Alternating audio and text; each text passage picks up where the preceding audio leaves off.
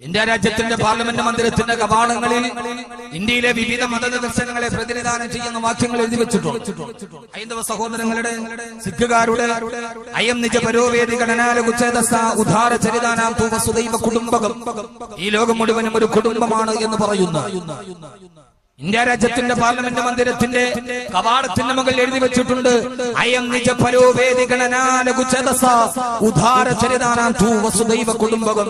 India രാജ്യത്തിന്റെ parliament മന്ദിരത്തിന്റെ നിയമനിർമ്മാണം നടത്തുന്ന പ്രധാനമന്ത്രി ഇരിക്കുന്ന, തെരഞ്ഞെടുത്ത മെമ്പർമാരിരിക്കുന്ന പാർലമെന്റിന്റെ കവാട മന്ദിരത്തിൽ ഇപ്പോഴും എഴുതി വെച്ചിട്ടുണ്ട് അയം നിജ പരോവേദി ഗണനാലുച്ഛേദസ ഉദ്ധാര ചരിതാനാം തു വസുദൈവ കുടുംബകം.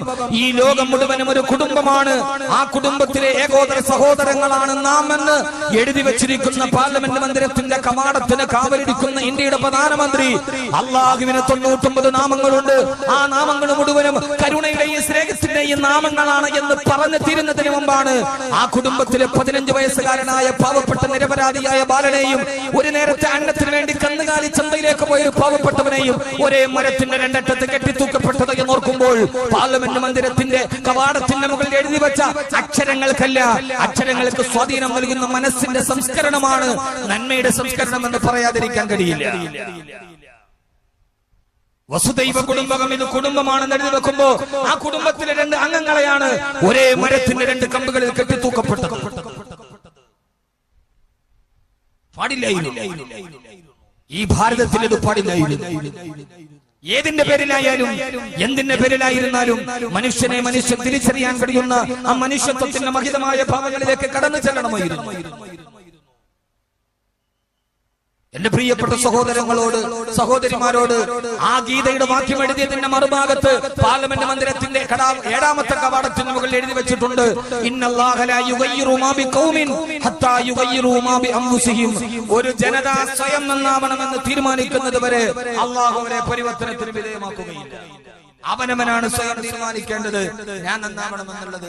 അല്ല, നിങ്ങൾ നന്നാവണമെന്ന് ഞാൻ ആഗ്രഹിച്ചിട്ട് കാര്യമില്ല, ഞാൻ നന്നാവണമെന്ന് നിങ്ങൾ ആഗ്രഹിച്ചിട്ട് കാര്യമില്ല. അവനവൻ നന്നാവണം. ഞാൻ തെറ്റ് ചെയ്തിട്ടുണ്ട്, ഞാനാണ് തെറ്റ് ചെയ്തത് എന്ന് നമ്മൾ നന്നായി പൊരിച്ചു വെച്ച കരിമീൻ പൂച്ച തിന്ന പൂച്ചയെ കൊല്ലാൻ വേണ്ടി പോയപ്പോ പൂച്ച പറഞ്ഞത് എന്തിന് കരിമീൻ എന്റെ മുമ്പിൽ വെച്ചു എന്നാണ്. ആ ചോദ്യത്തിന് അർത്ഥമില്ല.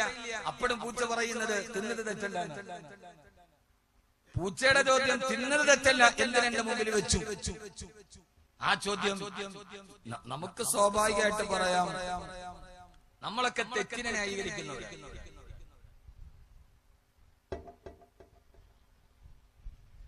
ഗൾഫുകാരന്റെ വീട്ടിൽ നിന്ന് ഭാര്യയുടെ കൂടെ കാമുകനെ പിടിച്ചു കയ്യോടെ നാട്ടുകാര് കൈകാര്യം ചെയ്തു.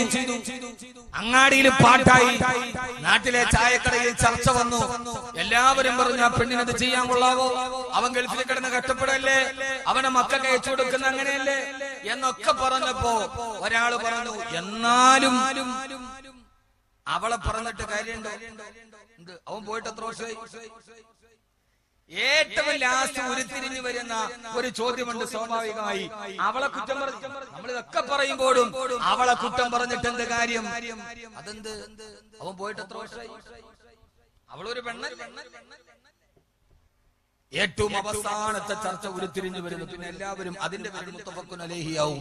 അവര് പറയും ശരിയാണ്, അദ്ദേഹം പറഞ്ഞതിനും കാര്യമില്ലാതില്ല. അല്ല, അങ്ങനെയല്ലേ. അവസാനം നമ്മൾ പറഞ്ഞെത്തുമ്പോൾ നമ്മൾ പറയുന്ന നമ്മൾ തെറ്റുകളെ ലാഘവവൽക്കരിക്കുകയാണ്. അവളെ പറഞ്ഞിട്ട് കാര്യമില്ല, അവള് അവനും തമ്മിൽ എത്ര വയസ്സിന് വ്യത്യാസമുണ്ട്, അവളെ നോക്കി സുന്ദരി, അവനോ മുടിയൊക്കെ നരച്ചു. പാവം ഗൾഫിൽ പോയി മുടി നരച്ചു. ഗൾഫുകാരന്റെ ജീവിതം കഷ്ടമാണ്. ഗൾഫുകാരൻ 1000 റിയാൽ വീട്ടിലേക്ക് അയക്കാൻ വേണ്ടി അവൻ അത് പിടിച്ചോണ്ട് പോകുമ്പോ നട്ടിച്ച നേരത്ത് ബാങ്കിലേക്ക് പോവാണ്, യു എക്സ്ചേഞ്ചിലേക്ക്, ലുലു എക്സ്ചേഞ്ചിലേക്ക്. ചൂടുകാരൻ ടാക്സി വിളിക്കാൻ പോകും. ടാക്സിക്കാരൻ പറയും എത്ര, 10 റിയാൽ, 10 റിയാൽ, 10 റിയാൽ. അപ്പൊ പാവം വിചാരിക്കും 10 റിയാൽ ഇവിടെ കൊടുത്താൽ പിന്നെ 999 വീട്ടിലേക്ക് അയക്കാൻ പറ്റൂ. 10 റിയാൽ ലാഭിച്ചാൽ എന്റെ മോളുടെ 1 മാസത്തെ ഫീസ് കൂടി കൊടുക്കാമല്ലോ എന്ന് വിചാരിച്ച് ആ പൈസയും ചുരുട്ടിപ്പിടിച്ച് 10 റിയാലിന്റെ വഴി ദൂരം അവൻ നട്ടുച്ച നേരത്ത് സൗദി അറേബ്യയിലൂടെ നടന്ന എക്സ്ചേഞ്ചിലെത്തും. അവിടെ പോയി 1000 റിയാൽ അവൻ പൂർണ്ണമായി 10 റിയാലിന്റെ കൊടുക്കാതെ നട്ടുച്ച നേരത്ത് നടക്കുന്ന അവൻ ആ പൈസ നാട്ടിലേക്ക് വിളിച്ചയച്ചിട്ട് ഭാര്യ വിളിച്ചിട്ട് പറയും പൈസ അയച്ചിട്ടുണ്ട് ബാങ്കിൽ പോയി വാങ്ങിച്ചോളാൻ. പെണ്ണ് പെട്ടെന്ന് ഉടുത്തൊരുങ്ങി പൗഡർ വിട്ട് 10 റിയാല് ലാഭിക്കാൻ 10 കിലോമീറ്റർ നടന്നയച്ച പൈസ വാങ്ങിക്കാൻ ഇവൾ 500 രൂപ കൊടുത്തിട്ട് ടാക്സിക്കാരൻ വിളിച്ച് ബാങ്കിൽ പോകും. ആ അയച്ചെടുത്ത് 500 രൂപ ടാക്സിക്കാരന് കൊടുക്കും. തന്റെ ഭർത്താവ് ചെയ്ത ത്യാഗം ഈ പെണ്ണ് കാണുന്നില്ല. ഇൻഷാ അല്ലാഹ് ഈ വിഷയമൊക്കെ ഞാൻ നാളെ പറയാം. അപ്പൊ അവര് പറയുന്ന അവൻ എത്ര പ്രായ വ്യത്യാസമുണ്ട്? ഭാര്യയും ഭർത്താവും തമ്മിലുള്ള പ്രായത്തിന്റെ വ്യത്യാസമാണ് ജീവിതത്തിന്റെ ബന്ധം തകർത്തതെങ്കിൽ എന്റെ സ്ത്രീകളെ നിങ്ങൾ നാളെ വരിക നേരത്തെ 8:30 മണിക്ക് ഹസ്രത്ത് ആയിഷ സത്യദൂതരുടെ സഹധർമ്മിണി സമകാലീന സ്ത്രീത്വത്തോടുള്ള ഒരു സംവാദം മാത്രമാണ്. അള്ളാഹു നമ്മളെ മനസ്സിലാക്കാനുള്ള ബോധം നൽകി അനുഗ്രഹിക്കുമാറാകട്ടെ. അള്ളാഹു മനസ്സിലാക്കാനുള്ള ബോധം നൽകി അനുഗ്രഹിക്കുമാറാകട്ടെ. അതുകൊണ്ട് സഹോദരങ്ങളെ സഹോദരിമാരെ, നമ്മൾ പറയുന്നത് എന്തെന്നറിയോ? എന്താ പറയാ? അവനത് ചെയ്യാൻ പാടില്ല, അവളത് ചെയ്തതിലും കുഴപ്പമില്ല എന്ന്. ആ പറയുന്നതിന്റെ ന്യായം ഇതിങ്ങനെ തോന്നാതിരിക്കാനുള്ള ന്യായം എനിക്ക് നന്നാവണം. അള്ളാഹുവിനെ പേടിയില്ല, പടച്ച റബ്ബിനെ ഭയമില്ല. നാളെ മരണശേഷം അള്ളാഹുവിന്റെ മുമ്പിൽ പോയി നിൽക്കേണ്ടതാണെന്നുള്ള ബോധമില്ല. മഹാനായ ഉമർ റളിയല്ലാഹു തആല പാതിരാത്രിയിൽ നിശബ്ദമായ രാത്രിയിൽ നടക്കുമ്പോഴാ പലപ്പോഴും നിങ്ങൾ കേട്ടതാണ് അമ്മ മകളോട് പറയുന്ന മോളെ പാലിൽ വെള്ളം ചേർക്കുമോളെ. ആ സമയത്താണ് മോള് പറയുന്നത് ഇല്ല ഉമ്മ, ഉമർ കാണുമല്ലോ ഉമ്മ, ഉമർ കേട്ടാൽ അറിഞ്ഞാൽ ശിക്ഷിക്കുമല്ലോ ഉമ്മ. ഉമ്മാന്റെ മറുപടി മോളെ ഇതാ കാന ഉമറു നായിമൻ ഫറബ്ബുൽ ഉമറു യഖ്ലാൻ. ഉമർ ഉറങ്ങിയാലും ഉമർ ഉറങ്ങിയല്ല മോളെ. ആ സമയത്ത് മോളുടെ മറുപടി ഉമ്മ, ഉമർ ഉറങ്ങിയാലും ഉമറിന്റെ റബ്ബുറങ്ങില്ലല്ലോ ഉമ്മ, അവൻ ഉറക്കമില്ലല്ലോ ഉമ്മ, അവൻ അറിയാത്തതൊന്നുമില്ലല്ലോ ഉമ്മ. എന്റെ ചെറുപ്പക്കാരാ, നീ ചെയ്ത തെറ്റ് നീയും അവളുമല്ലാണ്, മറ്റൊരാൾ അറിഞ്ഞിട്ടില്ല. ആരും അറിയാതെ രഹസ്യമായി ചെയ്ത തെറ്റാണെങ്കിലും അല്ലാഹു യഅലമു മാ തുകിന്നു സുദൂറുഹും വമാ യുഅ്ലിനൂ. രഹസ്യമായി ചെയ്തതറിയുന്നത്, ഹൃദയത്തിന്റെ ഉള്ളിലെ അനുമാനം പോലും അറിയുന്നത്. വലഖദ് ഖലഖനൽ ഇൻസാന വനഅലമു മാ തുവസ്വിസു ബിഹി നഫ്സു. ശ്രദ്ധിച്ചു കേൾക്കണേ, അല്ലാഹു പറയുകയാണ് വലഖദ് ഖലഖനൽ ഇൻസാന, മനുഷ്യനെ സൃഷ്ടിച്ചെന്ന് മാത്രമല്ല വനഅലമു മാ തുവസ്വിസു ബിഹി നഫ്സു, അവന്റെ ഹൃദയത്തിന്റെ ഒരു അനുമാനം പോലും ഞാൻ അറിയുമെന്ന്. അനുമാനം പോലും നമ്മൾ ചെയ്തതല്ല. അടുത്ത് കിടക്കുന്ന ഭാര്യ അറിയുന്നതിന് മുമ്പ് നമ്മുടെ ഹൃദയത്തിലൊരു അനുമാനം വന്നാൽ അടുത്ത് കിടക്കുന്ന ഭാര്യ പോലും നമ്മൾ അനുമാനം പറഞ്ഞിട്ടില്ല. പക്ഷെ അതിനു മുമ്പേ അറിയുന്ന ഒരാളുണ്ട്, അതാണ് അല്ലാഹു ലാ ഇലാഹ ഇല്ലാ ഹുവൽ ഹയ്യുൽ ഖയ്യൂം. ഈ ബോധമുണ്ടാകണേ ചെറുപ്പക്കാരാ. ആരറിയാതെ ചെയ്തതും മരിക്കുന്നതിന് മുമ്പ് പരിശുദ്ധതയോടെ പടച്ച റബ്ബിനോട് തൗബ ചെയ്ത് തിരിച്ചു പോയില്ലെങ്കിൽ നാളെ അല്ലാഹു ഇതെല്ലാം കാണുന്നവനാ. അവന്റെ മുമ്പിൽ ഒളിപ്പിച്ചു വെക്കാൻ കഴിയുന്നുള്ള ബോധമില്ലെങ്കിൽ, അതുകൊണ്ടാണ് ആ പെൺകുട്ടി പറഞ്ഞത് ഉമ്മ ഇദാ കാന ഉമറു നായിമൻ ഫറബ്ബുൽ ഉമറു യഖ്ലാൻ. ഉമർ ഉറങ്ങിയില്ലെങ്കിലും ഉമറിന്റെ റബ്ബ് ഉറങ്ങിയിട്ടില്ലല്ലോ ഉമ്മ. മഹാനായ ഉമർ റളിയല്ലാഹു തആല വീട്ടിലേക്ക് തിരിച്ചുപോയി. രാവിലെ സുബഹി നമസ്കാരം കഴിഞ്ഞ് ആ വീടിന്റെ വാതിലിൽ മുട്ടി. കൗമാരപ്രായക്കാരി പെൺകുടി വാതിൽ തുറന്നു. ഉമറിനെ കണ്ട് പേടിച്ചമ്പരന്ന് നിൽക്കുമ്പോ ഉമർ റളിയല്ലാഹു അൻഹു ചോദിച്ചു, മോളെ നീ ഉമറിന്റെ കൂടെ വരുന്നോ മോളെ? ഇന്നലെ പറഞ്ഞതൊക്കെ ഉമർ കേട്ടിരിക്കുന്നുവോ? വിഭ്രാന്തിയോടെ ആ പൊന്നുമോള് നോക്കി നിൽക്കുമ്പോ ഉമർ റളിയല്ലാഹു അൻഹു പറഞ്ഞു, മോളെ വരുന്നോ നീ എന്റെ കൂടെ? എന്റെ വീട്ടിലേക്ക് തന്റെ മകനായ നാഫി റളിയല്ലാഹു അൻഹുവിന് തന്റെ പ്രിയപ്പെട്ട കൗമാരപ്രായക്കാരെ വിവാഹം ചെയ്തു കൊടുത്തു. മഹാനായ ഉമർ ഇബ്നുൽ ഖത്താബ് റളിയല്ലാഹു തആല അൻഹു. കാരണം ഉമർ റളിയല്ലാഹു അൻഹുവിനെ അറിയാം പാതിരാത്രി കാപ്പിയിൽ പാലിൽ വെള്ളം ചേർക്കാൻ പറഞ്ഞപ്പോ അള്ളാനെ പേടിച്ചിട്ട് മാറി നിന്ന ആ പ്രിയപ്പെട്ട പെണ്ണ് തന്റെ മകനെ ജീവിതത്തിൽ ഒരിക്കലും വഞ്ചിക്കില്ലെന്ന് ഉമർ റളിയല്ലാഹു അൻഹുവിന് ഉറപ്പാണ്. അതുകൊണ്ട് എന്റെ പ്രിയപ്പെട്ട സഹോദരങ്ങളെ, സഹോദരിമാരെ, ആ ഒരു ഭയത്തോടെ കൗമാര പ്രായത്തിലെ നമ്മുടെ മക്കൾക്ക് അല്ലാഹുവിനെ കുറിച്ചുള്ള ഭയം പഠിപ്പിച്ചു കൊടുക്കണം, അല്ലാഹനെ കുറിച്ചുള്ള പേടി പഠിപ്പിച്ചു കൊടുക്കണം. അങ്ങനെ വളർന്നു വരുന്ന കുട്ടികളാണ് കല്യാണ പന്തലിൽ പോലും അവൾ ഉപേക്ഷിക്കുകയില്ല. അധ്വാനിച്ചു തന്ന സ്വർണ്ണത്തിന്റെ പളക്കത്തിന്റെ മുമ്പിൽ കാമുകന്റെ കൈപിടിച്ചു പോകുമ്പോ അല്ലാഹു നമ്മുടെ പെൺമക്കളെ കാക്കുമാറാകട്ടെ, അല്ലാഹു നമ്മുടെ പെൺമക്കളെ കാക്കുമാറാകട്ടെ. അവര് രണ്ടുപേര് കോളേജിൽ ഒന്നിച്ചു പഠിച്ചവരാണത്രേ, കോളേജിൽ മുട്ടിട്ട പ്രണയമാണത്രേ. ഉമ്മയും മാപ്പയും അറിഞ്ഞില്ലത്രേ. പാവം ഉമ്മ എന്തറിയാൻ, പാവം പിതാവ് എന്തറിയാൻ. എന്നെ കേൾക്കാൻ എന്റെ പ്രിയപ്പെട്ട കൗമാരക്കാരങ്ങളെ, ഉമ്മാന്റെ ഗർഭപാത്രത്തിന്റെ വേദനയുടെ നിലയറിയണേ, വാപ്പാന്റെ കട്ടപ്പാടിന്റെ വിയർപ്പിന്റെ വിലയറിയണേ. അറിയാതിരിക്കാൻ പാടില്ല. ഇന്ന് പെണ്ണുങ്ങൾ വഴിതെറ്റി പോകുമ്പോ കോളേജിന്റെ കലാലയത്തിന്റെ വർണ്ണാന്തരങ്ങള് പ്രണയസല്ലാപത്തിന്റെ നിത്യകുടീരമായ വാഗമരത്തിന്റെ ചുവട്ടിലൂടെ ഇട്ടപ്പെട്ട ബോയ്ഫ്രണ്ടിന്റെ ചുമലിലേക്ക് കൈയെടുത്തു വെച്ചു. ഒരു ടീഷർട്ടിൽ ധരിച്ച് ഈ വസ്ത്രത്തിന്റെ അടിയിൽ ഞാൻ പരിപൂർണ്ണ നഗ്നയാണ് എന്ന് പരസ്യമായി എഴുതിക്കൊണ്ട് നടക്കുന്ന എന്റെ പ്രിയപ്പെട്ട മുസ്ലിം പെങ്ങളെ, അതുകൊണ്ടാണ് ആദരവായ പ്രവാചകൻ നബി മുഹമ്മദ് മുസ്തഫ,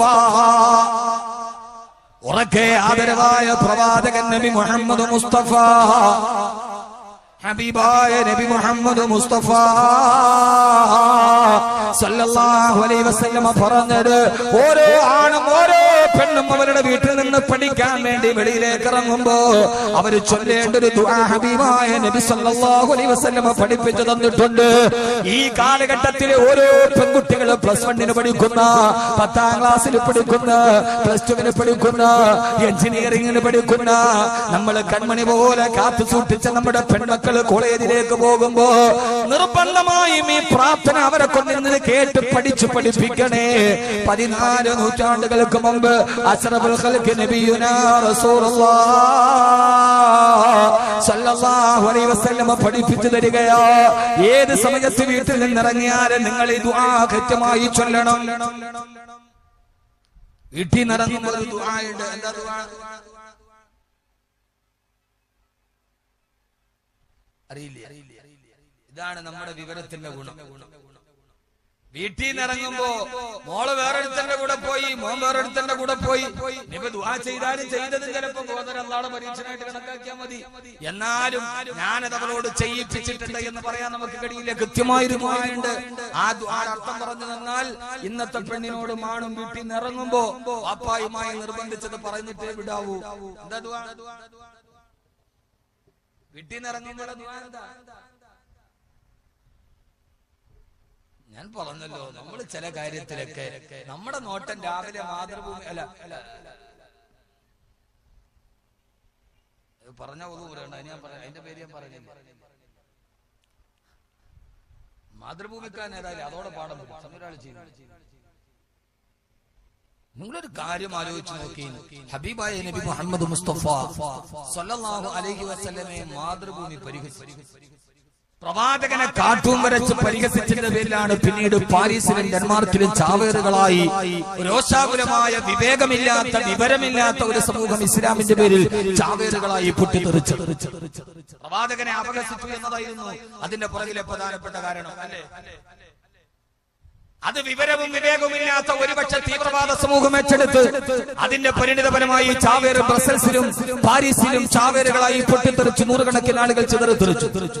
പക്ഷേ നിങ്ങൾക്കറിയുമോ, നമ്മുടെ കേരളം മാതൃഭൂമി പ്രവാചകനെ പരിഹസിച്ചുകൊണ്ട്, അതും നിന്ദ്യമായ ഭാഷയിൽ പരിഹസിച്ചുകൊണ്ട് പത്രം പ്രസിദ്ധീകരിച്ചപ്പോ പിറ്റേ ദിവസം കേരളത്തിലുള്ള മുഴുവൻ മുസ്ലിം സംഘടനകളും സ്വന്തം പ്രതീക്ഷിച്ചു. പക്ഷേ അതിന്റെ പേരിൽ മാതൃഭൂമിയുടെ ഒരു ഓഫീസിന് തന്നെ കല്ലെറിഞ്ഞിട്ടില്ല, ഒരു ട്രാൻസ്പോർട്ട് ബസിന്റെ ടയർ കുത്തിക്കേറിയിട്ടില്ല, ഒരു മനുഷ്യന്റെ പോലെ ശരീരത്തിലേക്ക് ഒരു തരി മണ്ണ് മാറിയിട്ടില്ല. കേരളത്തിന് ക്ഷുഭിതരായ ചെറുപ്പക്കാർ അള്ളാഹുവിന്റെ പ്രവാചകനെ പരിഹസിച്ചാൽ രക്തം കൊടുത്തിട്ടും ജീവൻ കൊടുത്തിട്ടും ചെറുക്കുമെന്ന് പ്രഖ്യാപിച്ച ചെറുപ്പക്കാർ കേരളത്തിന്റെ മണ്ണിൽ അതിന്റെ പേരിൽ ഒരു ചരൽ കല്ല് പോലും എറിഞ്ഞിട്ടില്ല എങ്കിൽ അതാണ് കേരളീയ മുസ്ലിമീങ്ങളുടെ വൈകാരികമല്ലാത്ത വിവേകത്തിന്റെ പ്രബുദ്ധത എന്ന് നമുക്ക് മനസ്സിലാക്കി കഴിഞ്ഞ കേരളത്തിലെ മുസ്ലിം സമൂഹം ഇത്രയേറെ പ്രബുദ്ധരാണ് എന്ന് മനസ്സിലാക്കി കൊടുക്കാൻ ആ ഒരൊറ്റ കാര്യം കൊണ്ട് കഴിഞ്ഞു എന്നത് അതിന്റെ പുറകിലുള്ള മറ്റൊരു വൃത്താന്തമാണ്. ഒരു കല്ലറും കണ്ടില്ല. മാതൃഭൂമിയുടെ ഒരു ഓഫീസിന് നിരക്കൊരു കല്ലറുന്നില്ല, ഒരു ചില്ല് പോലും താഴെ വീണില്ല. എല്ലാവരും തീരുമാനിച്ചു പിറ്റേ ദിവസം മാതൃഭൂമി ചവിട്ടി അരയ്ക്കണമെന്ന്. മാതൃഭൂമിക്കാരൻ വലിയ ബുദ്ധിയുള്ളവനാണ്. അവൻ പിറ്റേ ദിവസം അതിന്റെ ഫ്രണ്ട് പേജിൽ കൈവാലയത്തിന്റെ ചിത്രം പ്രസിദ്ധീകരിച്ചു. പിന്നെ ആരും ചവിട്ടൂലല്ലോ. പിറ്റേ ദിവസം നോക്കി ഹജ്ജിന്റെ സമയമല്ല, ഉംറയുടെ സമയമല്ല. മാതൃഭൂമിയുടെ ഫ്രണ്ട് പേപ്പറിൽ ഉംറ ചെയ്യുന്ന കഅബയ്ക്ക് ചുറ്റും ഉംറ ചെയ്തുകൊണ്ട് ലബ്ബൈക്ക് വിളിക്കുന്ന ഒരു സമൂഹത്തിന്റെ വലിയൊരു ചിത്രം. എന്താ കാരണം? പിന്നെ പിറ്റേ ദിവസം മുസ്ലിങ്ങളെ വിളി ചവിട്ടൂല എന്നറിയാം. നമ്മൾ ആരാ സാധനം അത് കീറി കളഞ്ഞിട്ട് ബാക്കിയിൽ ചവിട്ടി.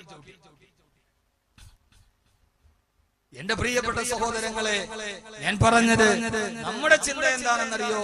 നമ്മൾ പത്രത്തിൽ പരസ്യം പറയുമ്പോൾ നമ്മൾ പറയും ഒരു നിമിഷം കൊണ്ട് ഞാൻ മാറി, ദരിദ്രൻ കോടീശ്വരനായി.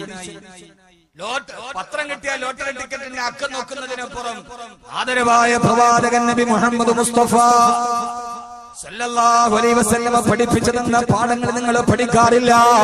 ഇന്നെന്നെ കേൾക്കാനറ്റ ഓരോ സഹോദരനും സഹോദരിയും ഈ ദുആ പഠിപ്പിച്ചു കൊള്ളുക.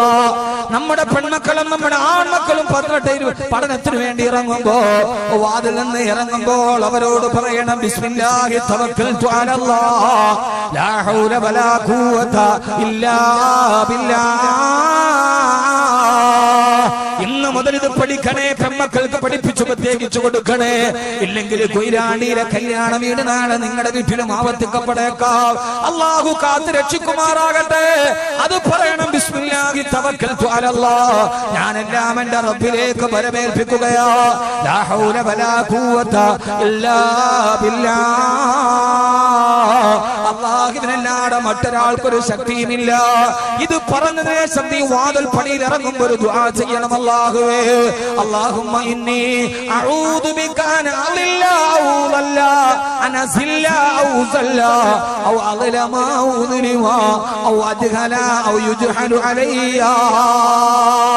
അല്ലാഹുമ്മ ഇന്നി അഊദു ബിക അൻ അളില്ല ഔ ഉദില്ല അൻ അസില്ല ഔ ഉസില്ല അൻ അസില്ല ഔ ഉസല്ല ഔ അളിലമ ഔ ഉദിലിം അൻ അളിലമ ഔ ഉദിലിമ അൻ അജ്ഹല ഔ യുജ്ഹലു അലയ്യ.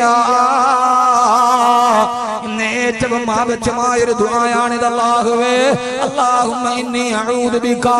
അല്ലാഹുവേ, ഈ വീട്ടിൽ നിന്ന് വെളിയിലോട്ട് ഇറങ്ങുമ്പോൾ നിന്നോട് ഞാൻ കാവലിനെ തേടുകയാണ്. അനളില്ല, ഞാൻ വഴിതെറ്റി പോകുന്നതിൽ നിന്ന് കാവലിനെ തേടുന്നു. അല്ലാഹ്, പടച്ചവനെ, പിശാചുക്കൾ വഴിനീളം കാത്തു നിൽക്കുകയാണ്. ആ ആൺകുട്ടികൾ എന്നെ കാത്തു നിൽക്കുകയാണ്. അവരെന്റെ മാംസം നോക്കി കൊതിയൂറുകയാണ്. അതിലേക്ക് ഞാൻ പെട്ടുപോയി വഴിതെറ്റി പോകുന്നതിൽ നിന്ന് എന്നെ നീ കാക്കണേ അല്ലാഹ്. അൻഅസില്ല, അല്ലാഹുവേ, എന്റെ കാലുകൾ പതറിപ്പോകുന്നതിൽ നിന്ന്, എത്ര പിടിച്ചു നിന്നാലും പതറിപ്പോകുന്ന ലോകമാണ്. ആ സമയത്തിന്റെ കാലുകൾ പതറിപ്പോകുന്നതിൽ നിന്ന് നീ എന്നെ കാക്കണേ അല്ലാഹ്.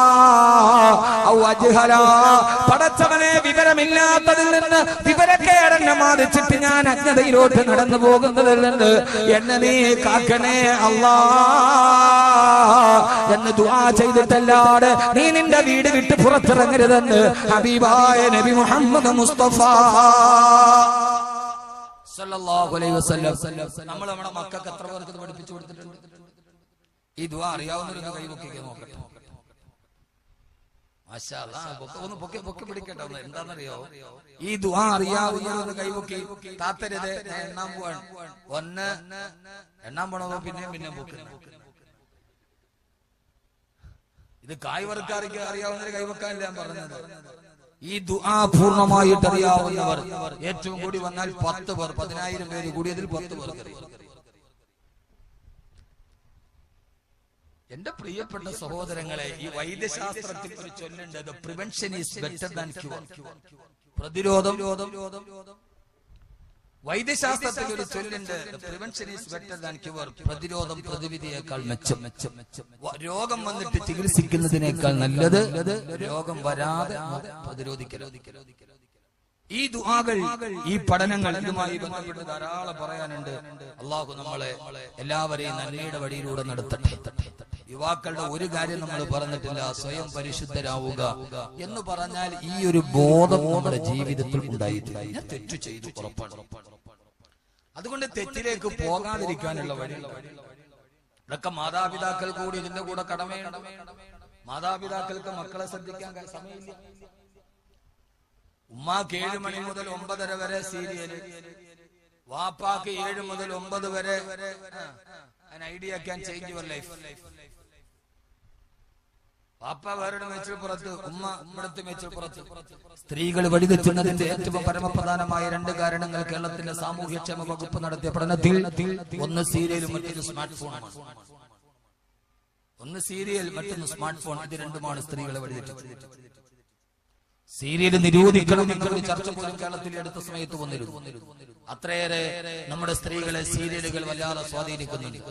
ഇല്ലേ? അങ്ങനല്ലേ?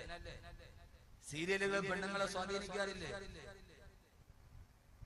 ഉണ്ടോന്നോ ഇല്ലെന്നോ? നിങ്ങൾ നോക്കാറില്ല? ഉണ്ടോ ഇല്ലയോ?